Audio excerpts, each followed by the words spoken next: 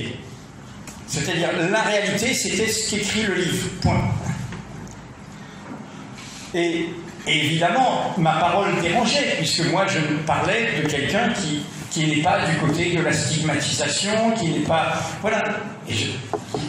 On parlait de la pluralité des sociétés, on parlait des minorités, on parlait... etc. Mais au bout d'un moment, il n'y a plus de réalité. Il n'y a que le dogme. Or, l'émancipation, le savoir, qui nous permet de faire notre chemin, tous, etc., ça passe par le fait d'apprendre des savoirs, d'accepter des informations. Et donc, le risque, encore une fois, de nos sociétés aujourd'hui, c'est qu'il y ait un règne des opinions qui tue l'information. Et c'est pour ça que je vous disais au début que nous, journalistes, on est des fantassins de l'idéal démocratique aujourd'hui. Sur la laïcité, je l'ai expliqué dans le livre que je citais tout à l'heure. La laïcité que l'on dit, c'est ridicule de parler de laïcité à la française, hein, les historiens l'ont montré, la loi de 1905 en France a été faite par des gens qui étaient très curieux des expériences internationales et qui n'avaient pas une vision franco-centrée de tout cela. Quel est l'événement de cette loi, qui est une loi de séparation des églises et de l'État? L'événement, dans un pays qui à l'époque était majoritairement, massivement catholique, dans la pratique du catholicisme, les églises étaient pleines, le baptême, le mariage, etc. Le premier événement, c'est la reconnaissance des cultes minoritaires, à l'exception de l'un d'entre eux, à cause de l'aveuglement colonial, qui est l'islam, justement. Mais c'est la reconnaissance du protestantisme et du judaïsme. Deux cultes minoritaires sont mis à égalité de droits et de devoirs avec le culte majoritaire. C'est ça que veut dire le pluriel. Séparation des églises et de l'État. Il faut se mettre dans le contexte. C'est le contexte de la France antisémite. Et vous connaissez la suite, le génocide et le crime contre l'humanité. C'est le contexte où, pour l'extrême droite, le protestantisme, c'est aussi le diable. Comme les francs-maçons, etc. C'est un contexte. Donc, l'événement, c'est de dire, tout ce que je vous disais sur les minorités, eh bien, sur cette question du rapport entre l'espace public et la croyance personnelle, toutes les religions sont à égalité. Hélas, à cause de l'aveuglement colonial, de l'idée en clair de civilisation supérieure, qui est une idée criminelle, eh bien, l'islam est oublié. Alors que, non seulement il était présent, mais n'oubliez jamais, hein, la grande mosquée de Paris est construite en remerciement du sacrifice de ceux qu'on appelait les tirailleurs. Parce qu'on n'avait pas reconnu la religion, mais en France, quand il y a eu la Première Guerre mondiale, on leur a demandé de venir se faire tuer. Et je n'oublierai jamais ça. Et à l'époque, les discours sont des discours, au contraire, d'estime, d'admiration, de fraternité. Je rappelle ça toujours. Hein. Parce que c'est ça la domination, hein, c'est qu'on accepte la chair à canon, mais on ne reconnaît pas, on n'est pas dans l'empathie, on n'est pas dans l'égalité, en fait, les causes communes de l'égalité. Le deuxième événement de la loi de 1905, qui en ce sens est une loi libérale au sens politique du terme, n'est pas, contrairement aux bêtises qu'on entend dans le débat français, n'est pas de dire la religion est une affaire privée. Non. La meilleure preuve, c'est que la loi de 1905 autorise les processions religieuses. On a le droit d'exprimer sa religion dans l'espace public. Et pourquoi? Mais parce que les 4 promoteurs, deux étaient protestants, un était libre penseur, et quant à Jaurès, il avait fait baptiser sa fille. Donc, ils étaient républicains, plus laïcs, mais ils savaient qu'il y avait du spirituel. Et donc, qu'est-ce qu'ils disent? Ils disent, pour eux, la foi, elle a à voir avec, même si un croyant dira, c'est Dieu, mais eux, dans leur côté de la raison un peu de cette époque qui se disaient, bon, voilà, la foi, c'est aussi une conviction. C'est aussi une croyance, une opinion. Et donc, si on a le droit de manifester ses opinions, on a le droit de manifester sa foi. Un pardon catholique en Bretagne est autorisé. On a le droit de défiler et de faire une procession religieuse. Ce n'est pas interdit. Contrairement, il n'est pas dit que c'est une affaire privée. Il est simplement dit quoi? Et qui vaut pour toutes nos sociétés. Qui est que chacun a le droit de vivre librement sa croyance, mais personne n'a le droit d'imposer sa croyance aux autres. C'est tout simplement ça. Chacun vit sa croyance, et chacun a le droit de revendiquer sa croyance, mais dans ce que nous faisons ensemble, dans l'espace public, personne ne peut venir en disant « ma croyance s'impose aux autres ». Et vous devez vous plier à ma croyance. Et c'est une révolution décisive, et en ce sens, votre image était très juste, car c'est ça le chemin de ce que moi j'appelle les causes communes de l'égalité. Je pense que dans notre monde aujourd'hui, quand on voit ce qui se passe au Chili, ce qui se passe en Irak, je parle des manifestations, ce qui se passe en Algérie, les mouvements citoyens qu'il y a à peu près partout sur le continent, tous ces peuples qui bougent, qui refusent de se résigner. Quel est le moteur? Les causes communes de l'égalité. Que ce soit la question écologique, du lien à la nature, que l'homme n'est pas indépendant de la nature, ne peut pas être au-dessus de la nature. Sinon, il va en payer le prix et disparaître lui aussi. Que ce soit les questions de l'injustice sociale, que ce soit les questions de l'exigence démocratique, c'est quoi l'idée? Nous naissons libres et égaux en dignité et en droit. Il suffit de rappeler ça, l'article 1er de la Déclaration universelle, aucune civilisation n'est propriétaire de l'universel, des droits de l'homme, pour comprendre que nous avons un horizon devant nous. Ça veut dire, sans distinction d'origine, de condition, de croyance, d'apparence, de sexe, de genre, j'ai le droit d'avoir les mêmes droits. J'ai le droit de m'en mêler, j'ai le droit de m'exprimer, j'ai le droit de protester, j'ai le droit d'inventer, j'ai le droit de revendiquer. Nous sommes au cœur, qu'il s'agisse d'une question sociale, démocratique, de discrimination, d'injustice, de stigmatisation, c'est cette question. Tout simplement les causes communes de l'égalité. Et donc, les causes communes de l'égalité, tout le monde vient au banquet de l'égalité comme il est. Tu as ton foulard, viens avec ton foulard. Le fait que tu affiches ta croyance ne me dérange pas du tout. La seule question qui m'importe, c'est est-ce qu'on mène ce combat ensemble? C'est qu'est-ce qu'on va construire ensemble? Et c'est comme ça qu'on bouge. Dans les débats en France, j'ai souvent choqué, non pas vous, mais ceux qui me... Vous savez, je suis l'islamo-gauchiste en chef. Hein. Je rigole. J'ai dit mes deux grand-mères bretonnes, l'une catholique, l'autre protestante, elles ne sortaient jamais en cheveux. Disaient sortir en cheveux. C'était les filles un peu libérées qui sortaient en cheveux, donc elles avaient toujours un foulard. Alors, ce n'était pas le foulard lié à une croyance, c'était à une tradition, à un certain statut de la femme. Bon. Eh bien, bon, après, chacun fait son chemin.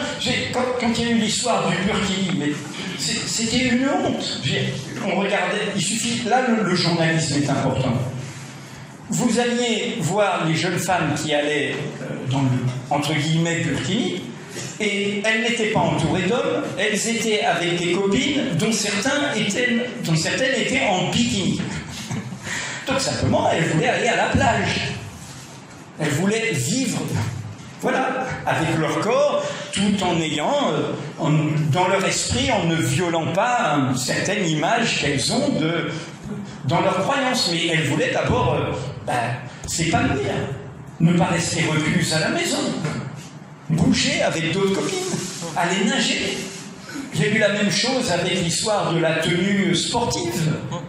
Vous vous rendez compte où on en vient? On en vient à dans ce laïcisme sectaire à un laïcisme anti-féministe qui, au nom des droits des femmes, dit « Ah ben non, si tu veux aller à la plage en burkini, tu n'y vas pas. Donc reste chez toi. Tu veux courir avec une tenue comme ça, ah ben non, tu ne cours pas. » C'est ce que j'appelle le chemin de l'émancipation. On bouge ensemble. On fait son chemin ensemble. Parce que, je suis désolé, hein, mais l'intégriste totalitaire, il ne voudra pas que la femme aille se baigner. Il ne voudra pas que la femme aille courir. Et qu'elle vive son corps et qu'elle soit fière de son corps. Il voudra qu'elle le cache, il voudra qu'elle ne l'épanouisse pas. Et donc vous voyez comment on en vient à des raisonnements qui sont en parallèle de ça. Donc pour moi, la loi française de 1905 était la plus en avance de son époque sur une vision libérale de respect des cultes minoritaires, hélas à l'exception de l'islam à cause du colonialisme, et de respect d'une liberté individuelle. D'une liberté individuelle, d'une liberté de conscience. Alors, le danger, les enquêtes dangereuses, et qu'est-ce qui fait qu'on peut publier ou pas une enquête s'il y a du danger? La question, elle est aussi les moyens d'indépendance d'un média. Moi, je pense toujours que ce métier, on ne le fait pas seul, c'est un métier collectif. Bon, nous-mêmes, à Mediapart, on sait qu'il y a certaines enquêtes qui sont plus dures que d'autres, qui vont amener des campagnes, des tempêtes. Donc, qu'est-ce qu'il faut faire? Alors, c'est vrai que personne n'a prise sur nous, on peut pas m'appeler pour empêcher que ça paraisse, on peut pas supprimer un budget de publicité, on peut appeler à se désabonner. Bon, voilà, c'est la seule pression qu'on peut faire sur Mediapart. Mais c'est vrai que, comment dire, il faut toujours, c'est un peu comme un pilote d'avion qui doit faire sa checklist avant de décoller. Quand il y a une enquête sensible, il faut jamais se précipiter. Et il faut prendre le temps de tout checker. Voilà. Est-ce qu'on a bien fait le contradictoire? Est-ce qu'on a vraiment bien l'expression est juste ou pas juste? C'est très important. Vous savez, depuis que Mediapart existe, comme on est très indépendant, donc on dérange tout le monde, j'en suis à 200 procédures judiciaires. 200. Nous n'en avons perdu que 5. 5 condamnations.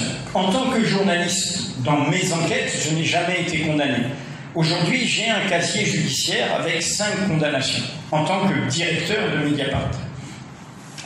La loi actuellement en France, que certains ont voulu remettre en cause, est une très bonne loi sur la protection de la liberté de la presse, parce qu'elle lie le droit d'informer à la pratique professionnelle.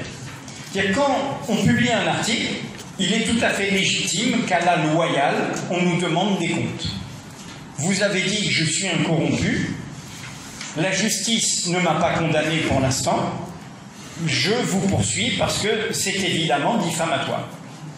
Vous dites que je suis soupçonné de corruption, moi je le conteste, le procès n'a pas encore eu lieu, en attendant le procès, je poursuis le journal qu'il a écrit. Ça, c'est ce que j'appelle nous poursuivre à la loyale. Petite parenthèse, dans les grosses affaires sensibles, évidemment, on ne nous poursuit pas à la loyale. Tout le monde l'a oublié, mais Sarkozy, dans l'affaire libyenne, ne nous a jamais poursuivis en diffamation, seulement pour soi-disant faux et usage de faux, il a perdu. 3 décisions de justice ont bien dit que le document libyen de Mediapart n'était ni un faux intellectuel, ni un faux matériel, mais mieux encore, il nous avait poursuivis en diffamation sur un témoignage de l'intermédiaire M. Ziad Takedine. Eh bien, vous savez quoi? Au creux de l'été, il s'est désisté. Courageux, mais pas téméraire. Et alors, qu'est-ce que ça veut dire? Ça veut dire que on va devant le procès, et nous, qu'est-ce qu'on fait? D'abord, on essaye, c'est très rare de l'obtenir, on dit la vérité des faits, l'expression que j'ai employée tout à l'heure. Alors pourquoi c'est très rare? C'est parce qu'on ne voit pas un tribunal dire « Mediapart a dit la vérité », alors qu'un autre tribunal n'a pas terminé l'enquête ou n'a pas jugé encore l'enquête dont nous parlons. Donc on s'en sort, et c'est très intéressant, et je ne connais pas ici si c'est la même législation sur la liberté de la presse ici, parce qu'on appelle la bonne foi. Et c'est une très très bonne formule, parce qu'on vient devant le tribunal, on dit « Ok, j'ai écrit quelque chose qui a dérangé monsieur Intel, qui est lourd, qui est grave, et qui fait du mal, oui, bien sûr. Mais je l'ai fait, et il y a des conditions de la bonne foi. Légitimité du but poursuivi. Oui, c'était d'intérêt public. C'est pas une affaire privée. C'est pas une affaire qui devait rester secrète. C'est d'intérêt public. Deuxièmement, sérieux de l'enquête. J'ai enquêté, j'ai des témoignages, j'ai des témoins, j'ai des documents. Troisièmement, respect du contradictoire. J'ai pris le temps de contacter la personne mise en cause. J'ai des traces de ça, des textos, des mails, des messages WhatsApp. J'ai gardé les traces de s'ils n'ont pas répondu. Et s'il n'a pas répondu, j'ai appelé son entourage ou j'ai appelé son avocat. Et j'ai laissé du délai pour ça. Et quatrièmement, modération dans l'expression. J'ai pas écrit un tel est une, je sais pas, j'ai du mal avec les gros mots, bon, et je ne sais quoi, quelque chose de grossier, hein. J'ai dit très froidement, il y a des soupçons, etc. Et cinquièmement, absence d'animosité personnelle. Je ne suis pas dans une croisade personnelle. Alors, je vous dis ça parce que les 5 fois où j'ai perdu, c'est 5 fois sur des petites affaires, où on a fait une fois une petite erreur factuelle, une autre fois on n'a pas pris assez le temps du contradictoire, une autre fois on a eu une imprudence dans l'expression. À chaque fois c'était légitime. Donc voilà comment ma réponse sur un peu comment dire, c'est un atelier le journalisme. Et donc il faut discuter. Votre meilleur contrôleur, c'est votre collègue, qui va vous dire, mais est-ce que tu es sûr qu'il faut dire comme ça? Pas seulement le supérieur, hein, pas seulement dans la hiérarchie, mais sur les relations avec d'autres médias, nous sommes totalement ouverts. Et ouverts, comment dire, selon le désir des autres médias à des partenariats. Nous n'avons jamais voulu être dans une position de domination, genre on va faire Mediapart partout. Entre nous, hein, je sais que c'est du bon travail qu'ils font. Et je sais que certains confrères et consoeurs ici travaillent pour le Monde Afrique. Mais je trouve ça pas bien sur un point. Le Monde Afrique est financé par la fondation Bill et Melinda Gates, par Microsoft.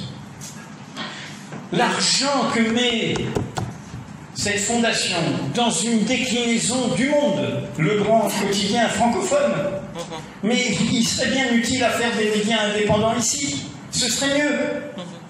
C'est pour ça on vient de créer ce fonds pour une presse libre, Mediapart, qui est éligible à des dons défiscalisés pour aider le développement de médias indépendants, indépendamment de Mediapart. Mais Mediapart, chaque fois qu'on nous a demandé un partenariat éditorial, une aide, etc., on est ouvert et on le fait on a fait des enquêtes avec d'autres médias partenaires.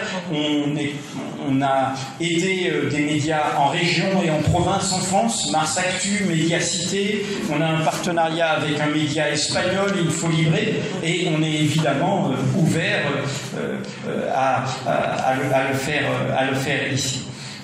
Je termine juste sur la communication. Évidemment, moi je suis de ceux qui pensent que la communication est l'ennemi de l'information. Mais ça ne veut pas dire qu'il n'y a pas de bons communicants. Hein. Et il peut y avoir des gens qui font bien et loyalement et de manière intègre ce travail. Mais il est clair que nous, notre métier, c'est aussi de bousculer les agendas de la communication. Qu'est-ce que je veux dire? Il y a des communicants honnêtes, mais le communicant honnête, son rôle, c'est de mettre au-dessus de la pile une question. Même s'il le fait honnêtement, il veut que ce soit cette question dont on parle. Et nous, on arrive parfois et on dit non, non, il y a une autre question qui est plus importante. On bouscule l'agenda du communicant. On change la focale. Et ça, c'est ça notre indépendance qu'on doit défendre à l'égard de la communication. De ce que j'ai compris par rapport à la réalité ici et à l'itinéraire de certains confrères ou consoeurs qui passent du journalisme à la communication, derrière, mais ça c'est vous qui pouvez mener ce combat, il y a la question des conditions matérielles du journalisme. Si les journalistes sont mal payés, s'ils sont précaires, eh bien, évidemment qu'ils peuvent être sensibles à des emplois plus confortables, même si ça les amène à renoncer à l'idéal de leur métier. D'où mon expression, la valeur de l'information. Car la valeur de l'information, ce sera aussi la valeur de votre métier. Et pour le dire brutalement, la valeur de votre salaire. Votre métier a un prix. Votre travail a un prix. Et il va falloir aussi défendre ça et dire au public, aidez-nous. Vous voulez qu'on fasse bien notre métier ? Dans tous nos pays, il y a de la corruption. Vous voulez un journalisme intègre ? Eh bien, un journalisme intègre, c'est un journaliste qui gagne bien sa vie, correctement sa vie. Et moi, je préfère le faire grâce à vous, grâce à votre soutien. Et ça aussi, c'est un combat qu'il faut mener. Pardon, je suis un peu trop long, mais j'ai tout mon temps. Merci beaucoup. Alors, juste avant de continuer, je voudrais prendre 2 minutes pour remercier M. Baouri, qu'on connaissait à l'UFG, en Guinée, on va me dire, d'être venu aujourd'hui, assister à la conférence. Je voudrais également, je voudrais aussi vous présenter les 2 étudiants du CECI qui ont gagné les prix africains de fact-checking. Il s'agit la dimension genre de Madame Zainab Chomban.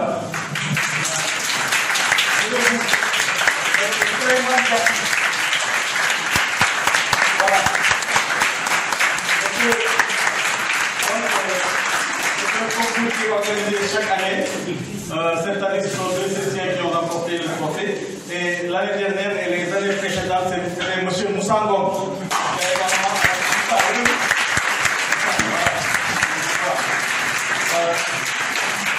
Donc, ça c'est un élément important dans la vie de notre institution. Il y a eu, en tout temps, Eliman Lao, qui a remporté également la bourse AFP 2018.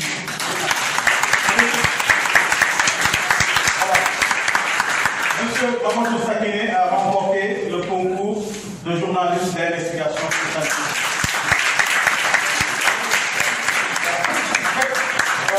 Je remercie tous les anciens CCA qui sont venus aujourd'hui.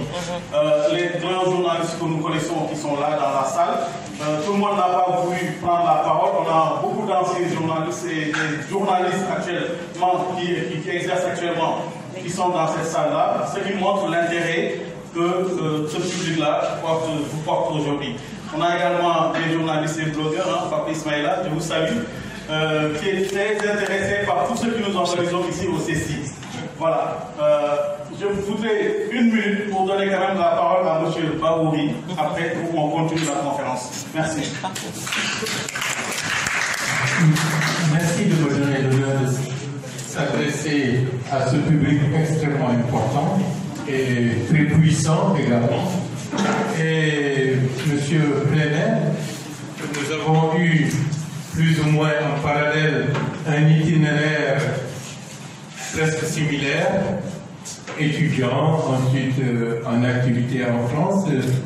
J'étais abonné au journal Le Monde lorsqu'il était le directeur de ce journal. Nous avons suivi les affaires du Rainbow Warrior qui avait amené le départ de M. Charles Hernu du gouvernement de M. François Mitterrand. Et les questions qui se posent actuellement pour la presse se posent également pour la politique. et les questions d'intégrisme, de remise en cause des anciennes idées se posent avec beaucoup plus de tragédie et de drame ici chez nous.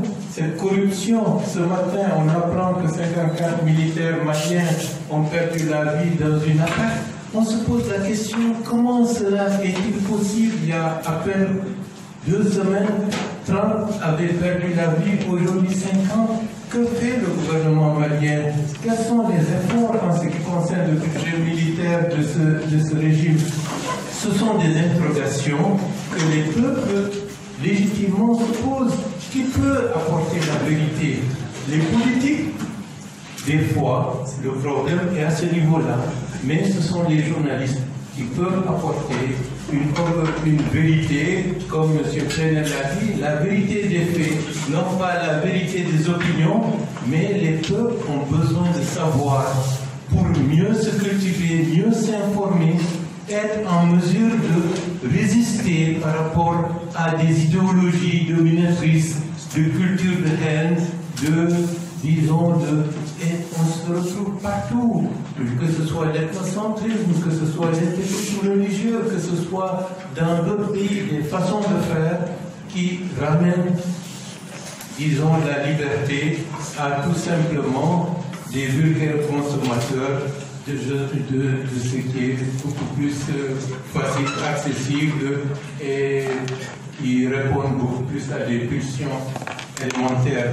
La notion de liberté va de pair avec une recherche effrénée de la vérité par le savoir, par l'information, par aussi une exigence de se dire toujours ce que je sais, peut-être n'est pas tout à fait ce qui est réel. Donc, merci M. Prenel, c'est un plaisir de vous avoir ici. Non, professeur Sélé. C'est le juriste. Les femmes qui vont venir. Juriste. Bon, ça ne marche pas. Je vous prie. Je remercie la Chambre de Prenel. Comme vous l'avez dit, votre collègue, c'est un grand plaisir pour nous de vous recevoir avec nous. Tout ce que je viens d'entendre, moi je retiens le mot vérité, le rapport qu'on a à la vérité. C'est vrai que je vais être bref, parce qu'il y a les autres qui peuvent intervenir. C'est vrai que je vous ai entendu, vous avez parlé des cas dans lesquels vous avez été amené à vous défendre devant le juge. En parlant de la vérité, effectivement, vous avez parlé de l'excuse de la bonne foi. C'est le même système, parce que c'est la loi du 29 juillet 1881 qui est applicable au Sénégal, avec quelques amendements. Alors, je suis curieux de savoir ce qu'il en est par rapport à la vérité, justement, à l'exception de vérité. Parce que sur le terrain de l'exception de vérité, vous semblez. Vous ne parlez pas de ça, vous parlez de la bonne foi. Est-ce qu'effectivement vous avez échoué par rapport à l'exception de vérité? Pour revenir à ce rapport qu'on a à la vérité, finalement, c'est quoi la vérité journalistique? C'est quoi la vérité judiciaire? C'est quoi la vérité tout court? Merci. Merci. Vous voulez que je prenne d'autres questions avant de répondre? Oui. Allez-y, ça va. Alors, s'il vous plaît, on attend vos camarades qui posent des questions, ok?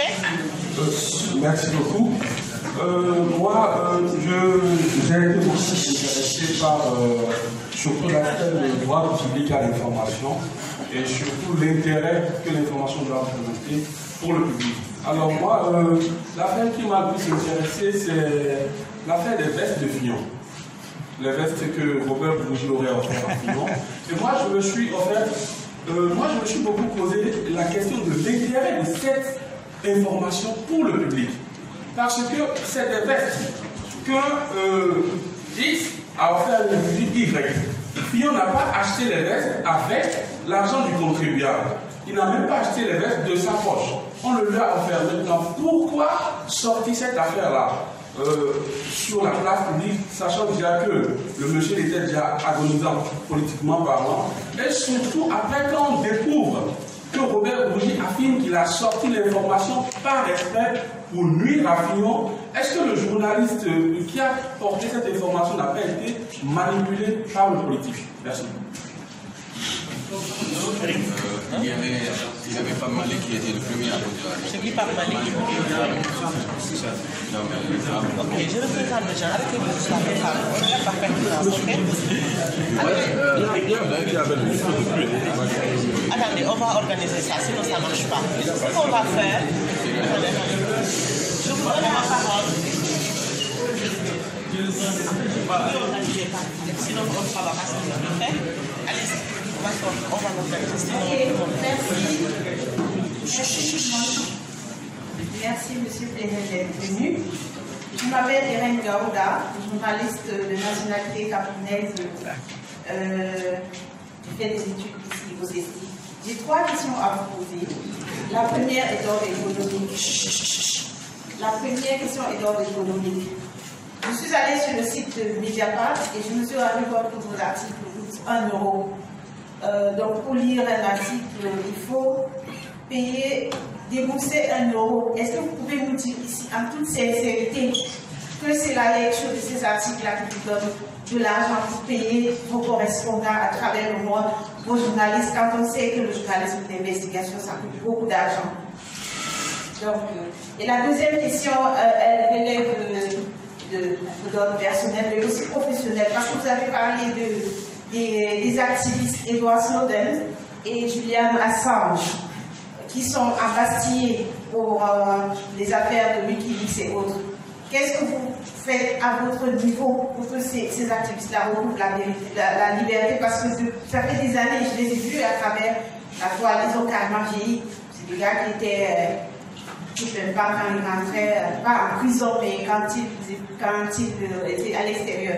La troisième question concerne le Cameroun. Vous avez fait un article sur l'armée camerounaise. Vous savez, il y a 3 journalistes qui ont signé cet article. J'ai essayé de lire et cet article incrimine surtout l'armée camerounaise, le corps d'élite, le bataillon d'intervention rapide, qui est constitué de 5000 soldats. Vous avez beaucoup plus parlé de l'aspect financement par la France, surtout portant des accusations contre l'armée. Est-ce que vos journalistes sont allés sur le terrain? Parce qu'à l'extrême nord du Cameroun, d'où je suis originaire, cette armée a fait beaucoup de choses, a mené beaucoup d'actions positives, parce que c'est grâce à cette armée que les coupeurs de route, comme il y en a un peu partout en Afrique, ont été vaincus entre guillemets. Bon, maintenant, dans le cadre de la lutte contre Boko Haram, il y a des exactions qui sont commises, mais c'est cet aspect d'exaction qui a été commise hors ces gars, ils font beaucoup, ils travaillent avec le personnel médical dans les centres de santé. Il arrive même parfois qu'ils donnent des cours dans les écoles primaires où les enseignants ont déserté. Donc, voilà mes 3 préoccupations, je vous remercie. Il y a un monsieur qui a un micro là. Monsieur qui a... Allez-y. Je vais commencer par ici et je vais revenir ici, s'il vous plaît, ok? S'il vous plaît, limitez vos questions pour permettre à vos camarades de poser. Parce qu'il y a des questions qui se posent. Merci. Bonjour, ce matin je suis venue, en fait je suis une des journalistes de la BBC ici à Dakar. Je voulais vous interpeller en fait sur une des choses que vous avez évoquées tout à l'heure, à savoir la valeur, enfin les valeurs plutôt, et aussi le modèle économique de Mediapart. En fait, à la BBC, on a fait une enquête d'investigation qui a donné lieu en fait à la démission du frère de Macky Sall à son poste.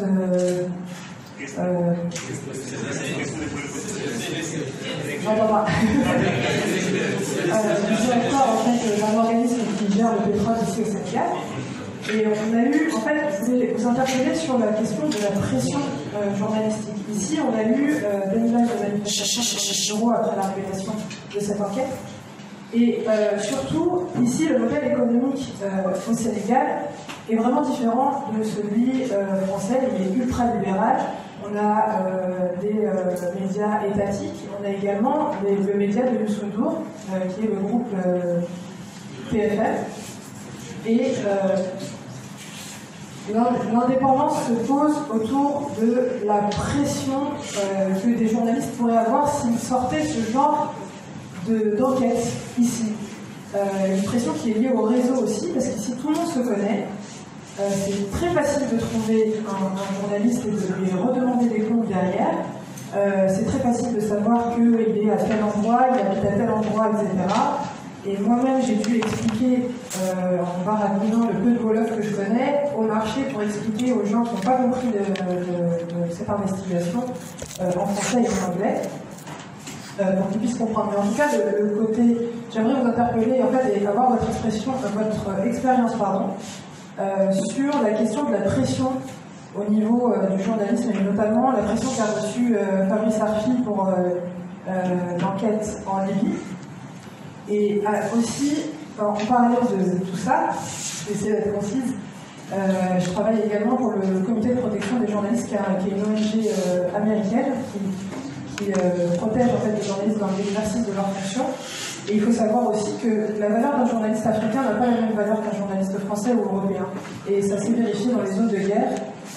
Et voilà, je voulais vous interpeller là-dessus. Donc la pression au niveau de l'investigation n'est pas la même ici. Et aussi, ça a un lien, tout ça se connecte aussi avec la paupérisation du métier. Donc voilà, je voulais vous interpeller là-dessus et avoir votre point de vue à suivre. Merci. Vous voulez répondre? Ok, allez-y. La dernière, puis après, oui, la dernière. Troisième vague. Il faut qu'on vous libère aussi. S'il vous plaît. Donc ma question c'est quel est le rôle du cadre? Vous y avez mis la forme avec Mediapart. Quel est le rôle du cadre dans l'indépendance même du journalisme?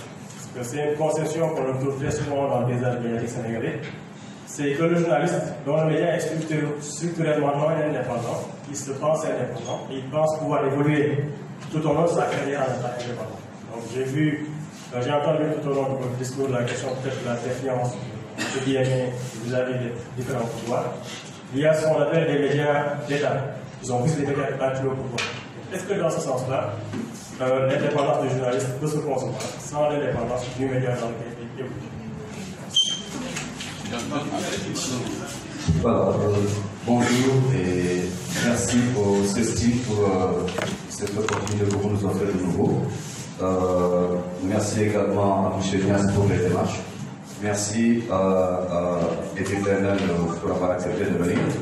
J'avoue qu'après avoir lu la face cachée du monde, j'avais une mauvaise image de vous, une mauvaise opinion de vous.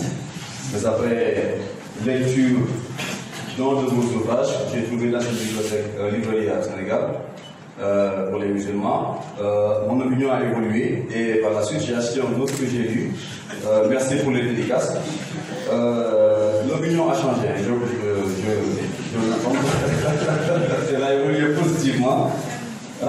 Je suis amoureux des livres que je lis. À l'heure vous l'avez cité, Kapuscinski, Richard Kapuscinski, quelqu'un, notre comme Fabrice Rafi, Amin Malouf, Michel Collomb, vous devez peut-être connaître. Ma question est relative au discours politique français, notamment sur l'islam. Récemment, il y a eu une attaque dans une mosquée à Bayonne. J'aimerais savoir, est-ce qu'il y a un lien entre le discours que je considère haineux d'une certaine presse, disons, de certaines personnalités comme Éric Zemmour et antérieurement Alain Fechoko? Est-ce qu'il y a un lien entre cette attaque et le discours? Est-ce que cette attaque est consécutive au discours que distillent ces gens dans l'opinion française? Merci beaucoup. Excusez, je ne me suis pas présenté. C'est Mamadou Lamine-Ba, je suis diplômé du CESTI. Je collabore avec la Deutsche Welle, la radio internationale allemande. Merci. On va prendre une troisième vague. Je vais essayer de répondre sans être trop long. Je vais d'abord répondre aux questions de la consoeur du Cameroun. Alors sur l'abonnement à Mediapart, en fait, c'est comme je vous rappelle, on a été les premiers dans le monde entier, c'est comme ça, à défendre cette idée que l'information pouvait avoir une valeur sur Internet. À l'époque, il n'y avait pas les abonnements du New York Times, il n'y avait pas... Tout le monde nous a suivis, y compris les médias installés. Et le 1 euro, c'est quelque chose que j'ai inventé, je vous explique. En fait, l'abonnement n'est pas 1 euro à Mediapart. Il est aujourd'hui de 11 euros par mois, ou 110 euros par an, mais n'a jamais changé, et je vous le signale, si vous avez... voilà, n'a jamais changé. L'abonnement pour petits revenus n'est que de 5 euros par mois, ou 50 euros par an. Et je vous rappelle que sur un abonnement à Mediapart, vous pouvez être 30 à consulter Mediapart. Vous pouvez partager les identifiants sans problème. Moi, de ce point de vue, Mediapart n'est pas derrière un mur du payant. Et quand vous êtes abonné à Mediapart, vous pouvez offrir un article qui vous plaît, vous mettez les mails de vos amis et ils l'ont gratuitement à lire. Donc, le tarif n'est pas 1 euro. Simplement, au début, comme on était les premiers, on a initié beaucoup de choses. Et au début, oui, il y a parfois des offres 6 mois, 20 euros. C'est ce que j'achète. Voilà, quand on fait des événements, des lives, etc. Et donc, je disais ça parce que, en fait, au début, j'ai dit, mais attendez, comme on est sur Internet, quand vous allez chez un marchand de journaux, vous feuilletez le journal avant de l'acheter. Donc j'ai dit, il faut permettre aux gens de feuilleter le journal. Et au début, c'était 0 euros pendant 15 jours. Vous mettiez vos coordonnées, 0 euros. Et puis après, si vous ne résiliez pas, l'abonnement était payé. Ça n'a pas marché. 0 euros, personne ne prenait. 1 euro, ça a marché. Parce que les 0 euros, ça n'avait pas de valeur. 1 euro, ça avait de la valeur. Et depuis, si vous regardez, tout le monde, Le Monde, l'Express, tous les abonnements en ligne ont cette offre découverte qui commence par 1 euro. Donc, l'abonnement aujourd'hui, qui est vraiment par rapport à la richesse de Mediapart, c'est vraiment... par rapport au niveau de vie français, c'est vraiment pas cher comme le rapport qualité-prix, comme on dit. Et quand non seulement ça nous permet de vivre, vous savez, Mediapart on va faire cette année probablement pas loin de 17 millions de chiffre d'affaires et plus de 4 millions de résultats. De résultats, c'est-à-dire de bénéfices. Quand j'ai dit qu'on a 170 000 abonnés individuels payants, il faut que vous ayez en tête la réalité du marché. La presse quotidienne qui est notre concurrent, la Libération, Le Monde, Le Figaro, les achats réellement payants, papier en kiosque, papier abonnement et édition numérique de Libération, c'est 50 000. Les achats réellement payants, pas les exemplaires qui sont donnés dans les compagnies aériennes, tout ça, c'est pour augmenter le chiffre de diffusion pour les tarifs publicitaires. Les achats réellement payés, c'est 50 000. Nous, c'est plus de 3 fois plus. Le Monde et Le Figaro, c'est aujourd'hui réellement payant 250 000. Nous, c'est plus de la moitié. Donc tout ça pour dire... Voilà la réalité de ce que nous sommes comme réussite et économique. Deuxièmement, sur question sur vous m'avez dit sur le soutien, il y avait une deuxième question qui était... Le soutien aux activistes. Aux activistes, hein. Mais on fait, c'est-à-dire que nous, on écrit beaucoup sur tous ces enjeux de droit numérique. On a accompagné, j'ai pris position sur le sort de Assange, on a soutenu les demandes pour le droit d'asile de Snowden. Bon, on a participé à tout cela, tout en étant lucide, par exemple, aussi sur le fait que dans son isolement, par exemple, Julian Assange a été amené lui-même à parfois être dans une aventure un peu personnelle, hein, à se couper du collectif. Je ne jette pas la pierre, hein, son sort n'est pas enviable, comme vous l'avez dit. Il n'était même pas dans une prison, au sens il n'y avait pas une cour pour se promener. Hein. Il était dans cet appartement de l'ambassade d'Équateur à Londres, mais du coup, il faut, comment dire, il faut toujours tenir tous les bouts dans la vérité. Oui, en effet, dans le cadre de la campagne américaine, il y a eu une instrumentalisation, non pas de Wikileaks, mais puisqu'il y a eu beaucoup de séparation et de rupture, mais autour d'Assange. Comment dire, Assange, dans son isolement, a un côté de réel politique. Et donc, face à son adversaire, qui est la puissance américaine, il a, je crois, accepté parfois une certaine complaisance avec la puissance russe. Bon, voilà, c'est un fait, ça n'enlève rien au fait que, sur le fond, je le défends. Sur l'enquête dont vous parlez sur le Cameroun, je comprends tout à fait ce que vous dites du point de vue du terrain au Cameroun. Je resitue cette enquête dans son contexte et je voulais en parler par rapport à ce qu'a dit M. Bahouri par rapport à ce qui se passe au Mali.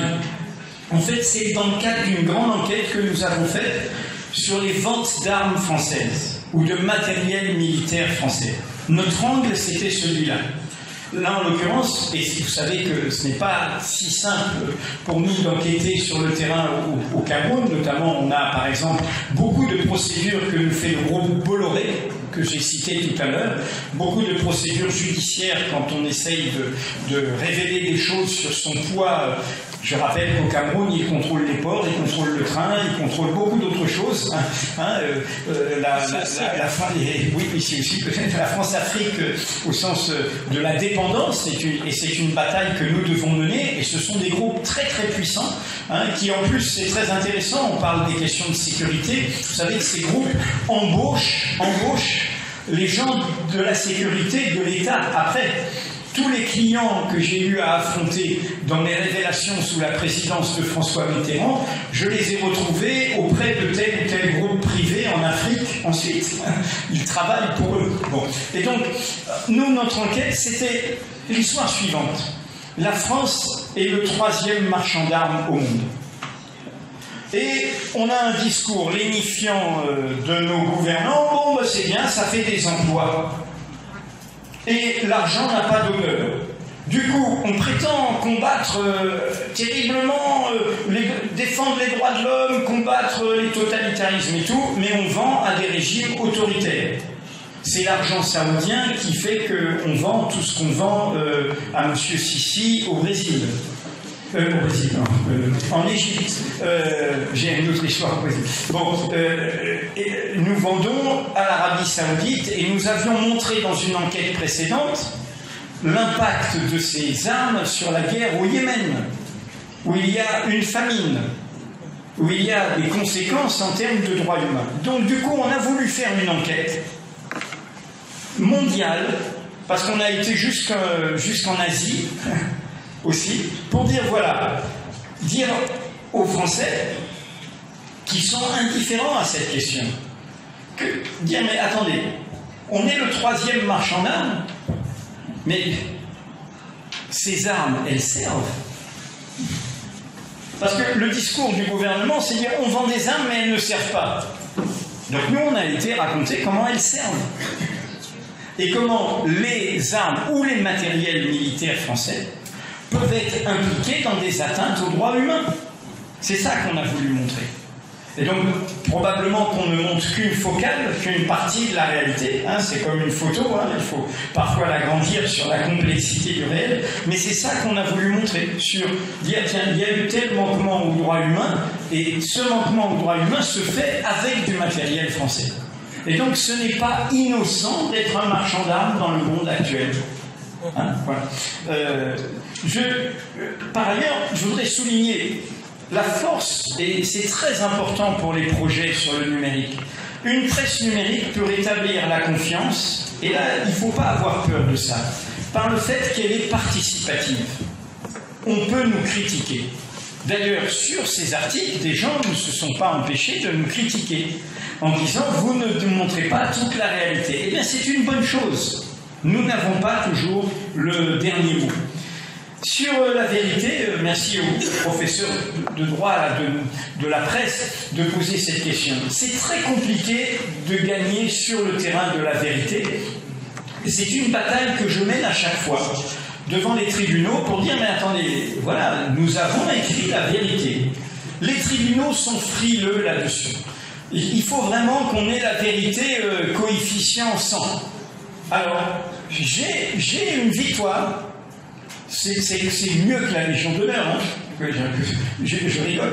J'ai eu la vérité pour une enquête que j'ai faite. Ça a fait juriste. C'est une des rares fois où l'exception de vérité a eu lieu. C'est quand j'avais fait mon enquête sur la cellule, le cabinet noir de la présidence Mitterrand, la cellule de l'Élysée et son rôle dans un montage dans la lutte antiterroriste dans l'affaire des Irlandais de Vincennes. C'est très vieux, hein, la plupart, vous n'étiez pas nés. Et donc, la justice avait failli. Elle n'avait pas réussi à travailler. Et il y a eu un procès de presse que m'a fait l'un des personnages de cette cellule, le capitaine Baril, encore quelqu'un qui a circulé, y compris au Rwanda avec le régime qui a été associé au génocide, hein, parce que tout ça a des... pas oublié, hein, derrière tout cela, nous avons aussi rappelé récemment à Mediapart cette guerre oubliée qui est l'histoire de l'UPC au Cameroun, hein, qu'on oublie, mais et qu'en France on connaît trop peu, mais qui est une histoire terrible, hein, et vraiment qui est une faute qu'il faut rappeler. Et donc je dis ça parce que ce monsieur a voulu me poursuivre sur un ultime article, et là bien mal lui en a pris. Donc nous avons mené la bataille, j'ai eu tous les témoins pour dire c'est la vérité. Et là, le procureur de la République a dit nous, la justice, on n'a pas su établir la vérité. C'est la presse qui l'a établie, il faut accorder la vérité des faits. Et donc j'ai eu la vérité des faits. Mais c'est très très rare, j'essaie qu'un jour Mediapart à son tour ait la vérité des faits, mais c'est très très rare qu'on y arrive. Sur les pressions et la question de la consoeur de la BBC, les contextes sont toujours différents et vraiment je viens ici en partageur d'expérience, pas en... Je n'ai aucune leçon à donner, chacun vit... Bon, alors, comment dire, en France, nous avons un système de médias privés qui sont aujourd'hui totalement sous le contrôle d'intérêts extérieurs à l'information. Ce sont des industriels du luxe, des industriels, j'ai cité Bolloré, ça va des ports africains aux matières premières, des industriels de la téléphonie, des financiers. Ce ne sont pas des gens d'information. Ça veut dire que ces gens-là vous laisseront faire votre métier tant que vous ne dérangerez pas leurs intérêts ou leurs amis. C'est-à-dire, si vous parlez d'autre chose que ce qui les concerne, vous pouvez faire du très bon journalisme. Si vous commencez à parler et à déranger les gens dont ils ont besoin, et parfois ils ont besoin de la puissance publique, ils vous empêcheront. C'est ce que le fondateur du Monde, une expression que j'ai souvent repris, avait appelé la presse d'industrie. C'est-à-dire des intérêts extérieurs à l'information viennent entraver le travail d'information. Et donc c'est ça la réalité au niveau des médias privés, massivement. Hein, et ce qui explique les dérives d'aujourd'hui, parce que ce milieu a des intérêts économiques à défendre dans une période compliquée où les peuples n'épousent pas tout cela. Regardez la révolte populaire des Gilets jaunes en France. Donc la diversion par les boucs émissaires, par les campagnes de haine, dans tous les pays ça existe. Hein, on prend une diversion identitaire, on prend un bouc émissaire pour parler d'autre chose. Ne pas parler de ce que nous avons en commun. On va parler de l'autre. On va dire mon problème c'est l'autre. Au lieu de parler de qu'est-ce qu'on a en commun au niveau social, au niveau démocratique, au niveau de notre vie quotidienne. Et donc, ça c'est la réalité des médias privés. Et les médias publics, comment dire, la crise démocratique française font que les médias publics n'ont pas, à mes yeux, l'élévation qu'ils devraient avoir. Nous parlions de M. Zemmour tout à l'heure, c'est un média public qui a fait sa promotion, Et j'ai accepté pour Mediapart d'aller à l'émission quand il était encore, c'est la première fois, c'est mon éditeur qui m'a un peu forcé, qui m'a dit écoute, si tu veux atteindre le plus grand nombre, faut que tu ailles à cette émission, on n'est pas couché. C'était encore Zemmour, et je me souviens toujours que je lui ai dit dans cette émission, je lui ai dit écoutez, nous n'avons rien en commun, donc moi je parle aux gens qui nous écoutent, pas à vous. Je dis ce que j'ai à dire. Mais à un moment, je lui ai dit, voilà, vous êtes sur le service public, vous êtes donc payé par nos impôts, eh bien, et vous avez été condamné pour incitation à la discrimination à l'embauche. Je rappelle qu'il avait dit, il faut quand même voir où on en est. Cet homme a dit qu'il était légitime pour un patron de ne pas prendre un employé parce qu'il a la peau noire. Il a dit ça. Il a été condamné à 2 reprises pour ça. Je lui ai dit dans cette émission, écoutez, vous avez les opinions que je trouve détestables, c'est votre affaire, mais vous n'avez pas le droit d'être payé par nos impôts pour proférer ces opinions. Parce que nos impôts sont faits au nom de l'intérêt commun. Et l'intérêt commun, c'est des droits fondamentaux. Et parmi ces droits fondamentaux, c'est qu'on n'a pas le droit de dire ça, que c'est un crime. Et depuis Zemmour, l'été est arrivé et il n'a pas été reconduit. Dans sa paranoïa, il prétend que je ne crois pas que j'ai le bras aussi long. C'est pas ma déclaration qui lui a fait perdre. Et depuis, il s'est récupéré ailleurs. Mais c'est un scandale de se dire que, je veux dire, encore une fois, le vrai scandale, c'est quel est ce système médiatique qui considère que cette personne ne doit pas être quelqu'un de marginal, qui dit son petit truc dans son coin. Il y aura toujours des fous, hein. Il y aura toujours des dangereux. La question, c'est la visibilité qu'on leur donne. Et là, il y a une responsabilité des médias de donner cette visibilité.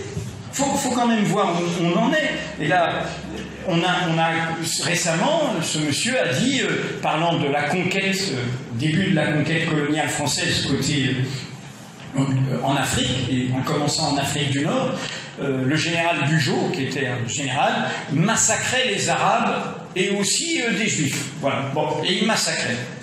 Mais comme je suis pour la France, je suis pour le général Bugeaud. Aujourd'hui, ça veut dire que vous pouvez massacrer. Et en effet, il y a l'attentat de Bayonne.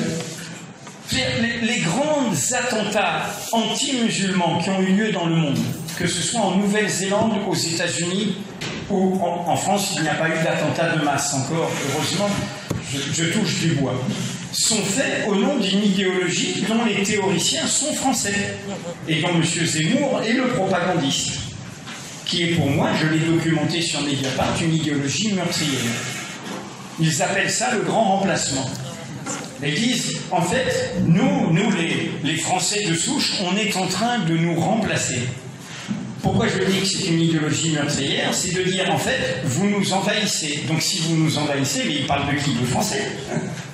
De la réalité du peuple français. Donc ça veut dire qu'il faut vous chasser. Il faut vous faire partir. En sens, c'est un appel à la guerre civile. Les mots peuvent tuer. Oui, les mots peuvent tuer. Cela commence comme ça. D'ailleurs, l'antisémitisme européen qui a ravagé l'Europe a commencé comme ça, comme d'ailleurs les mots qui ont légitimé la colonisation. Je l'ai rappelé dans un article, quand on entend parler en France de racisme anti-blanc.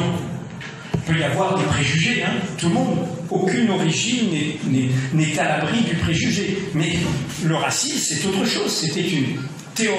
Aucune personne de peau blanche n'a été victime en France de discrimination systémique.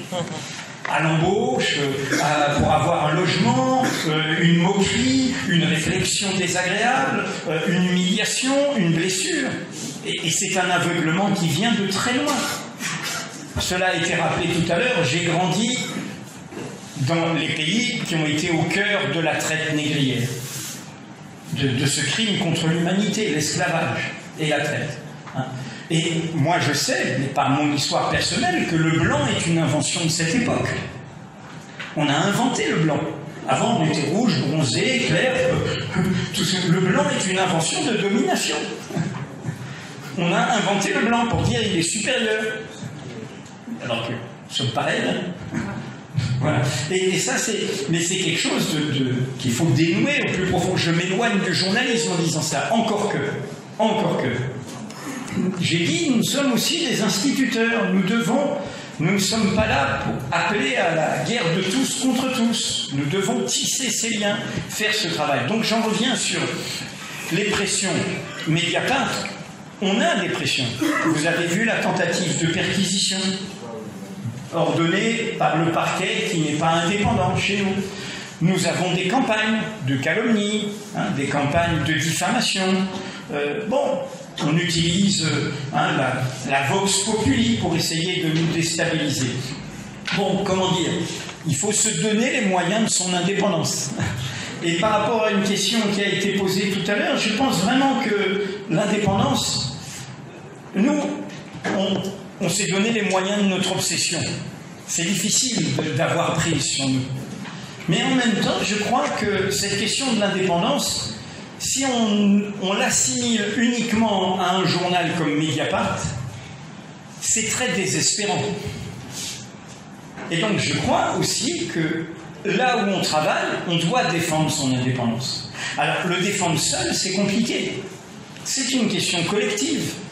C'est pour ça qu'il faut aussi des sociétés de journalistes. C'est pour ça aussi qu'il faut des syndicats professionnels de journalistes. Il faut défendre son indépendance collectivement. C'est-à-dire qu'il faut défendre, y compris face à un propriétaire privé ou face au gouvernement s'il s'immisce dans le média public, le fait qu'on n'est pas au service du gouvernement, qu'on n'est pas au service du propriétaire privé. Et je regardais la charte déontologique.